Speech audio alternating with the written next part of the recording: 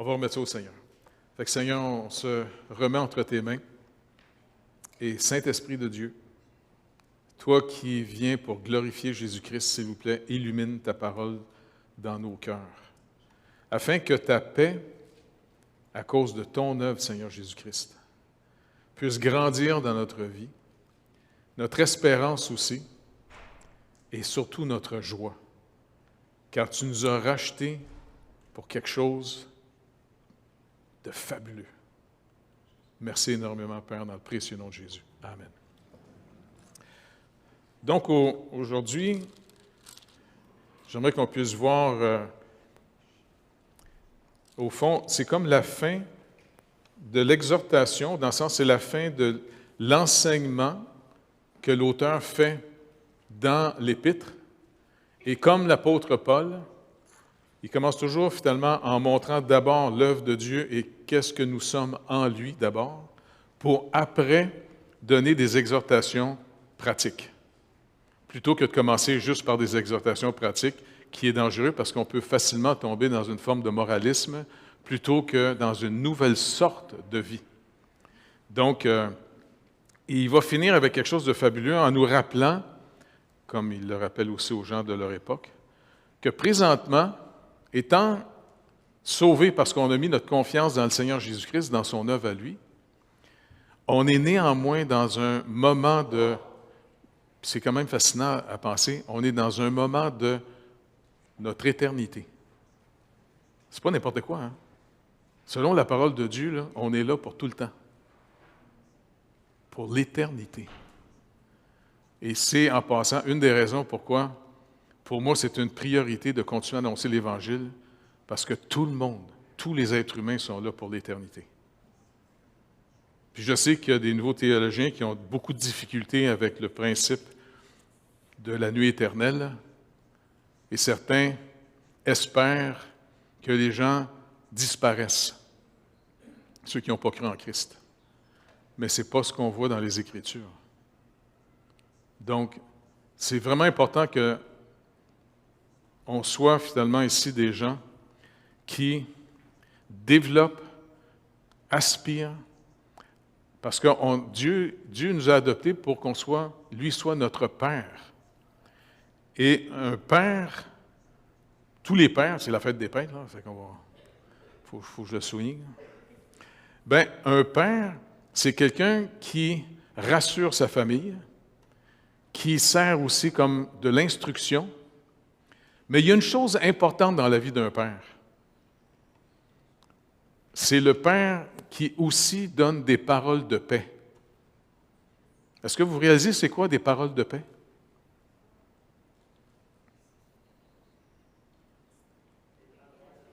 Comment?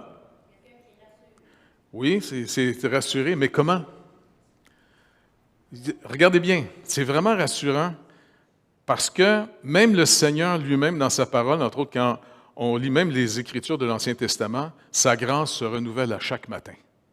Il ne nous abandonnera jamais. Et il nous a rassurés en nous donnant une parole de paix. Quand Christ est mort pour nous sur la croix, il est mort de nos péchés. Il est mort de la malédiction qui était supposée nous tomber dessus. Et il l'a porté lui-même à la croix. Et ce n'est pas pour rien, comme on l'a vu, qu'il est mort sur la croix, prophétisé déjà d'avance, comme étant le signe que Dieu maudit quelqu'un si quelqu'un meurt pendu au bois. Et c'est pour ça que Jésus a été pendu au bois pour être déclaré publiquement par la justice de Dieu, maudit de notre malédiction. Mais en même temps, il l'avait annoncé d'avance, « Détruisez ce temple et je le relèverai dans 3 jours. » Et le dimanche, il était ressuscité. La dette était payée. Et ça, c'est un père de famille, c'est sûr que ça sert à exhorter, à enseigner, pas vrai? Mais le père de famille, je sais que ça a l'air bizarre ce que je vais vous dire là. Ma femme était plus ou moins d'accord quand j'ai fait ça, là. C'est pas grave. Elle a été à l'école plus longtemps que moi, c'est pour ça. Mais finalement, le père de famille doit aussi, quand on encourage quelqu'un, là, y a-t-il une limite? Parce que si on fait juste exhorter quelqu'un de toujours aller plus loin, à un moment donné, ça ne finit plus, ça. Aller plus loin, plus loin, plus loin, plus loin, plus loin. Pas vrai? Il y a un moment donné, le père doit aussi dire « Hey, c'est bien, c'est correct, c'est OK ». C'est une parole qui donne le repos, qui nous donne finalement « OK, on peut arrêter ». Et c'est comme ça que le Seigneur nous a aussi rassurés. Est-ce que vous réalisez que pour Dieu, nous, là, on est déjà morts? Je sais qu'on bouge encore un peu, là. Mais Paul va même rappeler aux Colossiens, il dit « Oubliez pas, vous êtes morts ». Ça, c'est une des paroles les plus encourageantes qui produit la paix. Notre condamnation a déjà eu lieu car on a été crucifiés en Christ. Et c'est pour ça que quand les gens se tournent vers le Seigneur Jésus-Christ pour recevoir la vie éternelle, le pardon, le croyant, on le baptise dans l'eau pour illustrer comment Dieu l'a sauvé. Il nous a mis dans la mort de Christ, car le salaire du péché, c'est la mort. Et Dieu nous dit dans sa parole, par le Saint-Esprit, « Vous qui avez cru en mon Fils que je vous ai donné, vous êtes maintenant morts. Il n'y a plus de condamnation pour ceux qui sont en Jésus-Christ. » Et en plus, il a mis à notre compte sa propre justice. C'est pour ça qu'on peut prier en son nom et que le Père nous écoute. Maintenant, des paroles de paix, c'est aussi de mettre des limites, des fois, à l'instruction pour demander. Par exemple, l'exemple, je vais leur donner, Naomi, je ne sais pas si tu t'en rappelles. C'est dans la voiture souvent qu'on jasait. Et puis, à l'époque, tu étais au cégep, là, tu faisais des cours en photographie, puis tout ça, en artiste, puis tu te rappelles? Avant que tu viennes en Haïti, tu te dis « Hey, c'est le fun de faire de la photo, mais c'est pas bien utile pour les gens. Je vais retourner au cégep, je vais devenir une infirmière. » Mais pendant que tu étais dans la voiture en train de faire de la photo, je sais que ta mère trouvait ça bizarre, ce que je t'ai dit. J'ai dit, hey, Naomi, quand tu vas aller à tes cours, là, regarde plus les notes. Puis, ma femme a dit, c'est là. Non, regarde. Tu sais, quand tu prends tes cours, regarde les avantages, va chercher les outils là-dedans que tu as besoin pour développer finalement ton art. Mais on s'en fout des notes maintenant. Parce que quand tu vas arriver plus tard, là, puis tu vas présenter finalement à des gens des photographies, ils ne vont pas te dire « Tu veux-tu me montrer tes notes? » Ils vont te dire plutôt « Peux-tu me présenter ce que tu as fait, tes photos? » Et c'est comme ça finalement que, bon, ta mère n'a rien dit, tu n'es pas d'accord, mais c'est pas grave, tu sais. Quand tu es parti dans un autre cours, à t'encourager à avoir des bonnes notes. Mais le père de famille, les parents, on doit aussi savoir où on met des limites pour dire « OK, c'est correct ». Et Dieu nous en donne. C'est ça qui est fascinant. Et puis, en tant que père de famille, on ne fait pas juste donner de l'instruction pour toujours exiger plus. On sait aussi remercier, être content. C'est bien d'honorer les progrès de la personne. Tu sais, c'est vraiment important. Parce qu'il faut avoir des paroles de paix. Parce que si on a été élevé par des pères qui exigent toujours, puis qu'il n'y a pas de limite, bien, plus tard, tu t'en vas dans la vie, bien, tu ne seras jamais assez bon. Ça ne sera jamais assez. Ça finira jamais.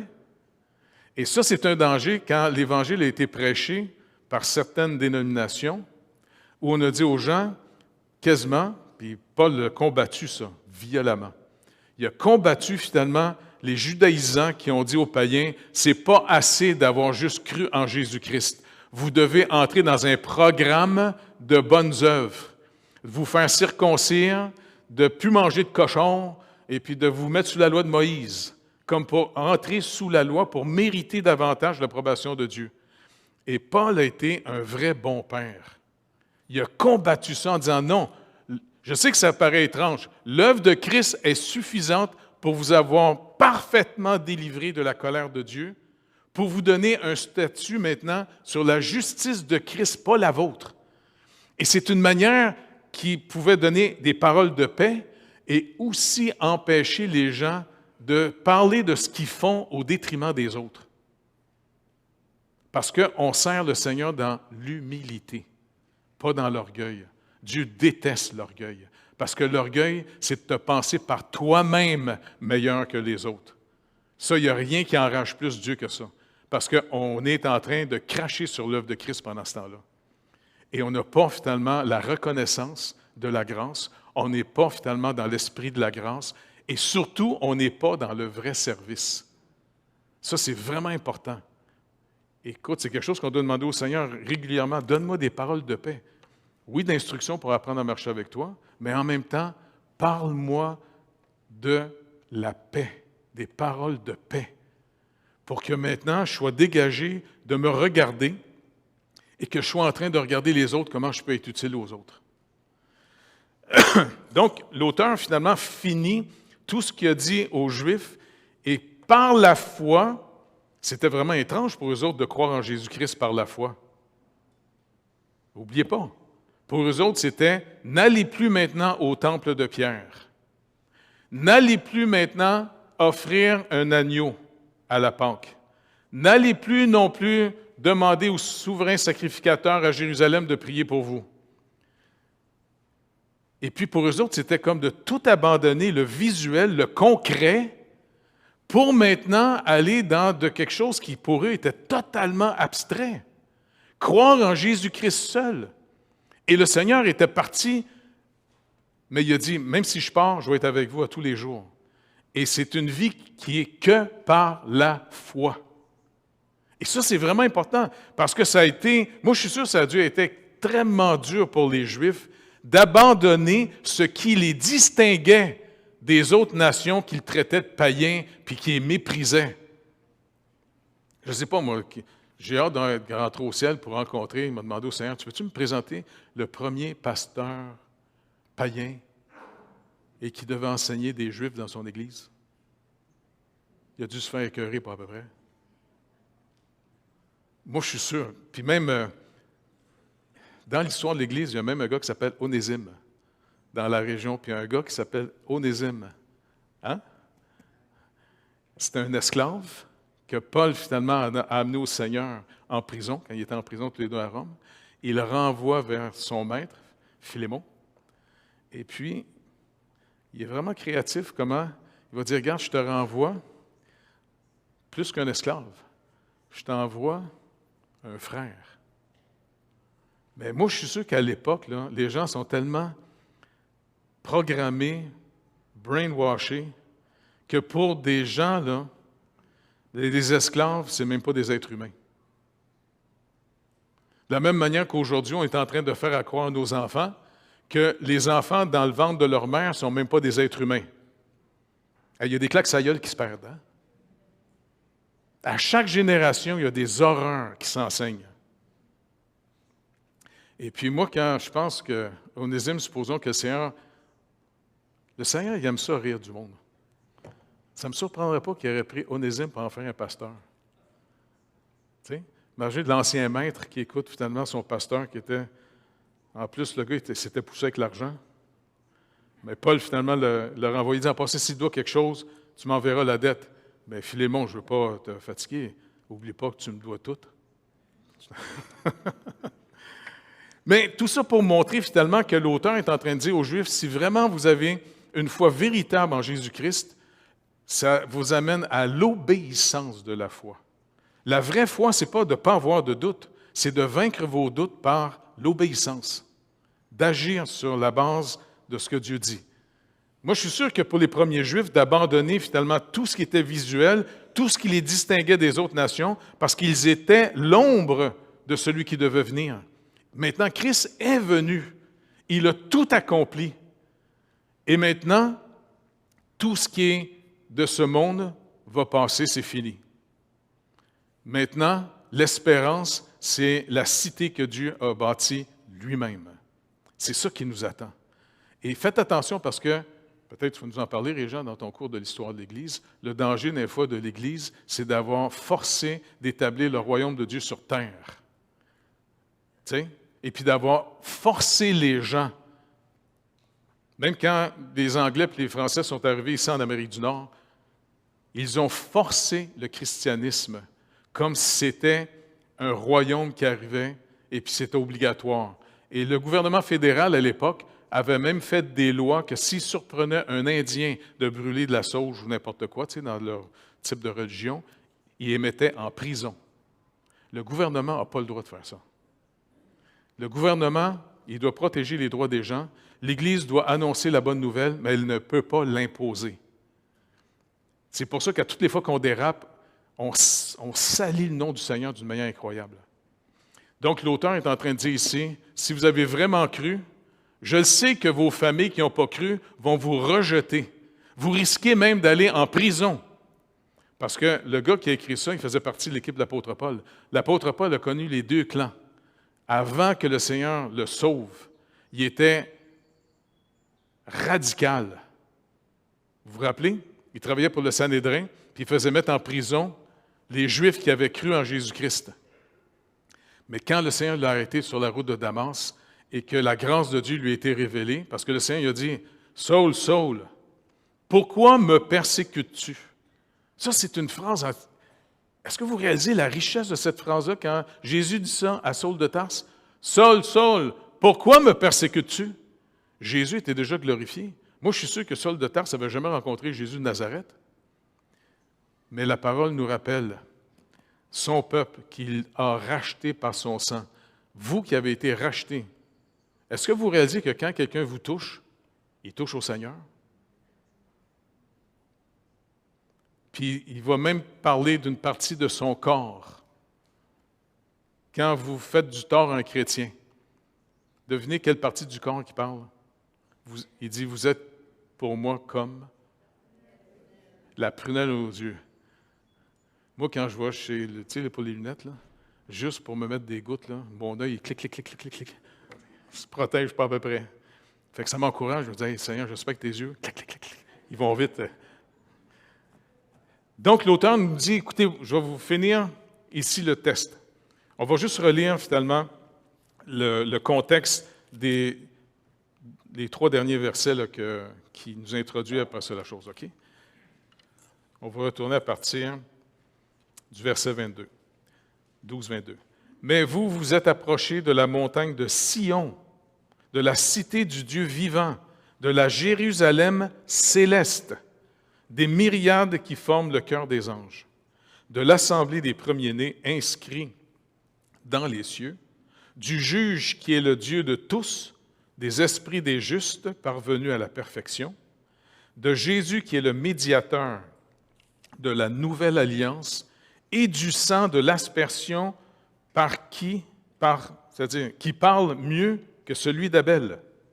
Et gardez-vous de refuser d'entendre celui qui parle, car si ceux-là n'ont pas échappé, qui refusèrent d'entendre celui qui publiait les oracles sur la terre, combien moins échapperons-nous si nous nous détournons de celui qui parle du haut des cieux, lui dont la voix alors ébranla la terre, et qui maintenant a fait cette promesse.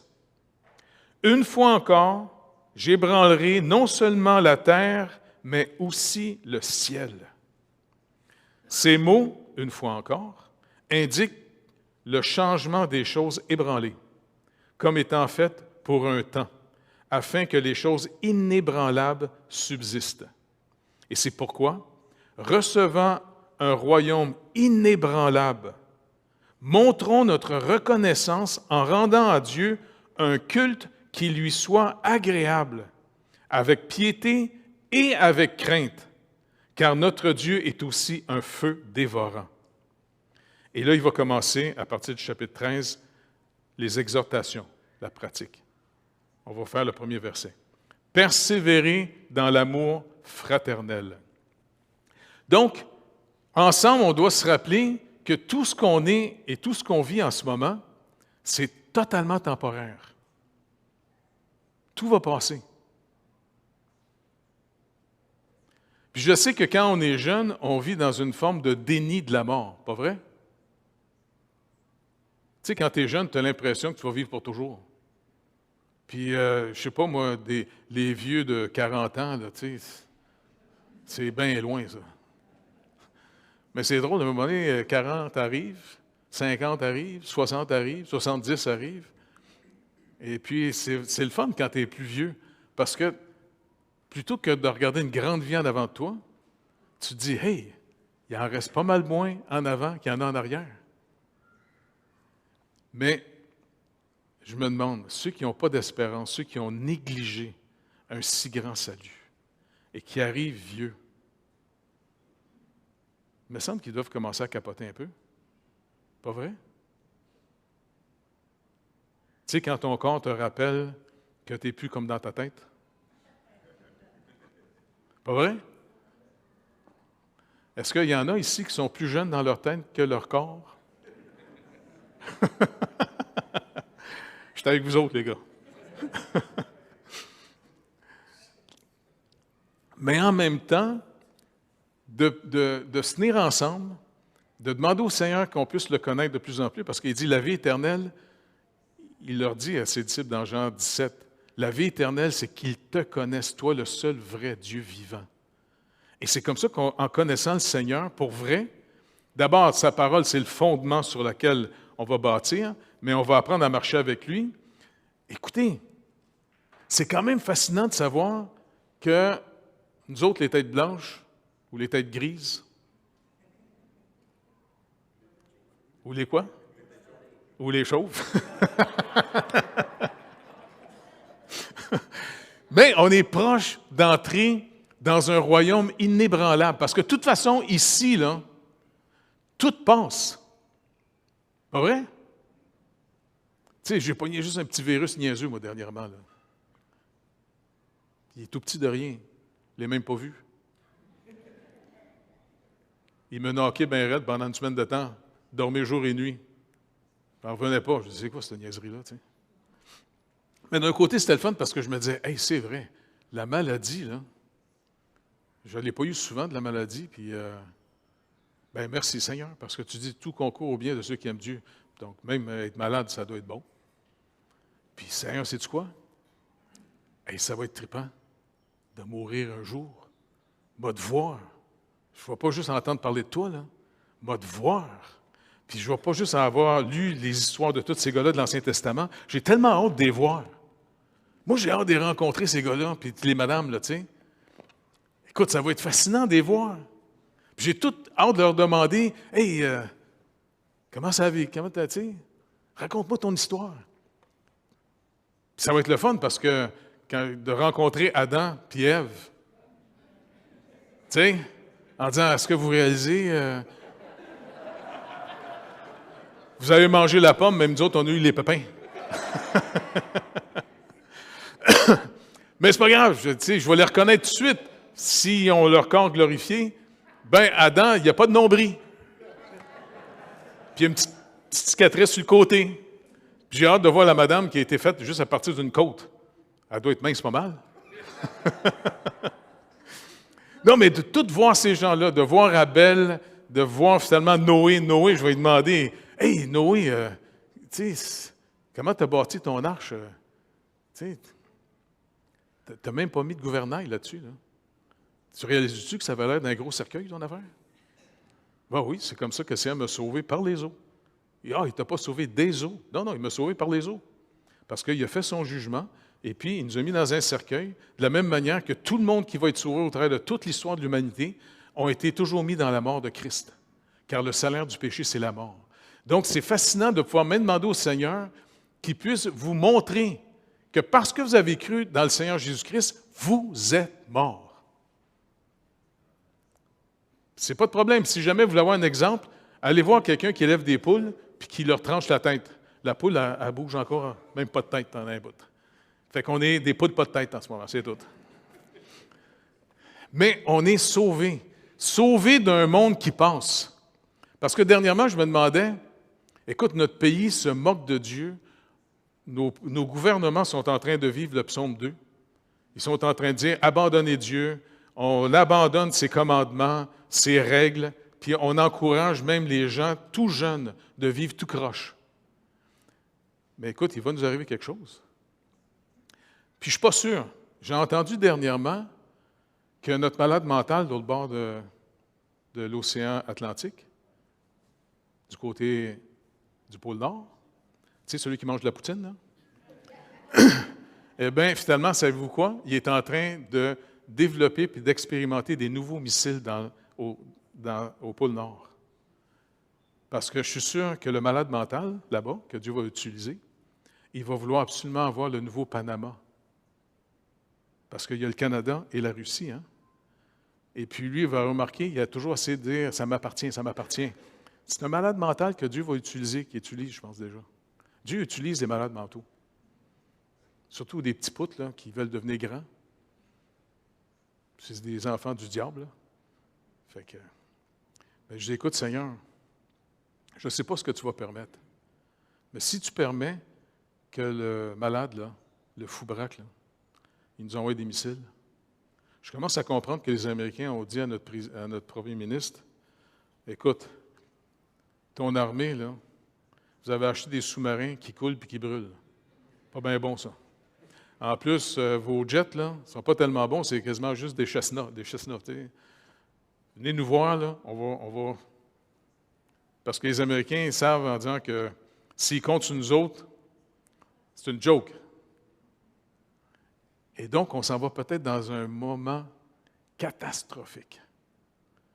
Mais tant mieux. Parce que de toute façon, ça va toujours mal finir, cette vie. On va tous mourir physiquement. Puis il n'y a pas d'âge pour mourir. Tu sais, j'ai déjà entendu des petits bébés. C'est dur en citron. Mais il n'y a pas d'âge pour mourir. Puis mon seul espoir, c'est que malgré les petits bébés de rien, bien, le Seigneur, dans sa grâce, moi, je suis sûr qu'il en a arraché. Ils ne sont pas sauvés parce qu'ils sont purs. Ils sont sauvés par la grâce de Dieu tout le temps. Je suis sûr qu'il y a plein d'enfants qui ont été massacrés au nom que les gens, aujourd'hui, veulent avoir une sexualité libre. Et puis, si ça fait un enfant, ils le tuent parce qu'ils ne veulent pas que ça arrête leurs études. Ils ne veulent pas que ça leur empêche de finir leur sous-sol. Il va y avoir une colère de Dieu. C'est obligé. Le Seigneur est le mal. Il est tellement opposé au mal. Et c'est pour ça, finalement, qu'il est venu payer notre dette parce qu'il ne ferme pas ses yeux sur le mal qu'on fait. Il nous a déjà mis dans la condamnation. On a été crucifiés avec Christ. Et maintenant, on est en nouveauté des vies. Et c'est pour ça que maintenant, il nous exhorte à rechercher la sanctification. Encouragez jamais quelqu'un dans une église qui se nomme un frère ou une sœur dans le Seigneur et qui vit dans l'impudicité ou qui vit dans la cupidité. Parlez-leur. Parce que ces gens-là, ils deviennent finalement les gens... Est-ce que vous avez déjà entendu des gens qui vont dire « Moi, je ne vais pas dans l'église, il y a des hypocrites. » Hein? Bon, bien, si vous en connaissez une couple d'hypocrites, parlez-leur pour qu'il y ait vraiment un changement de cœur, ou bien, sais-tu quoi? Demandez-leur de ne plus revenir. Tu sais, quand tu vas aux toilettes chez vous, je ne chie pas ici. Non, je sais que c'est vulgaire, mais l'image va rester au moins. Tu sais. C'est très important, parce qu'aujourd'hui, les gens se servent. Il n'y a pas juste l'Église catholique, finalement, qui a souillé le nom du Seigneur. Moi, je suis sûr qu'il y en a eu des sœurs et des frères là-dedans qui ont vraiment fait une bonne job, qui ont vraiment cru en Christ, je suis sûr, malgré le mauvais enseignement qu'ils avaient reçu. Par contre, ce n'est pas vrai que tous les évangéliques, on est des propres. Il y en a des bons, puis il y en a des pourris.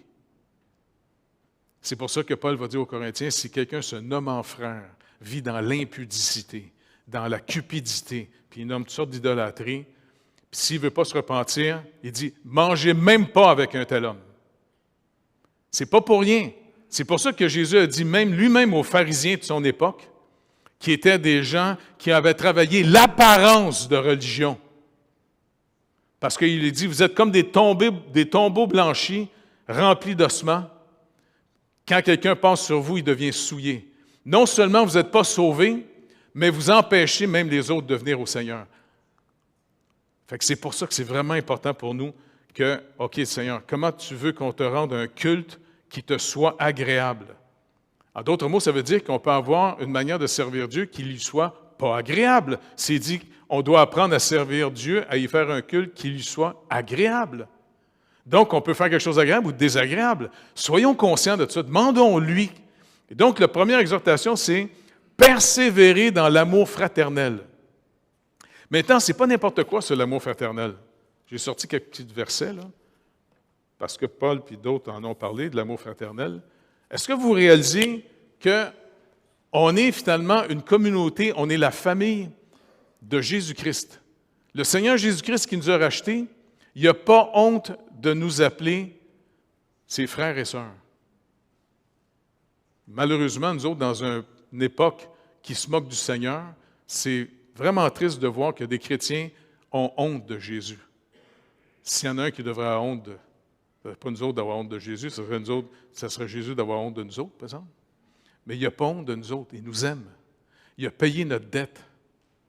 Maintenant, si on veut y rendre un culte, on va dire, Seigneur, sais-tu quoi? Oui, je veux d'abord apprendre à aimer mes frères et sœurs. Parce que c'est d'abord ceux que tu as rachetés. Et non seulement tu les as rachetés, tu les as purifiés par ta mort, mais en plus tu as mis au compte de tous mes frères et sœurs ta propre justice. Quand vous faites du tort à un chrétien, là, rappelez-vous une chose. Vous êtes en train de faire du tort à quelqu'un que Dieu a tellement aimé qu'il a arraché du présent siècle le mauvais. Ça peut vraiment changer votre manière de vous comporter les uns envers les autres.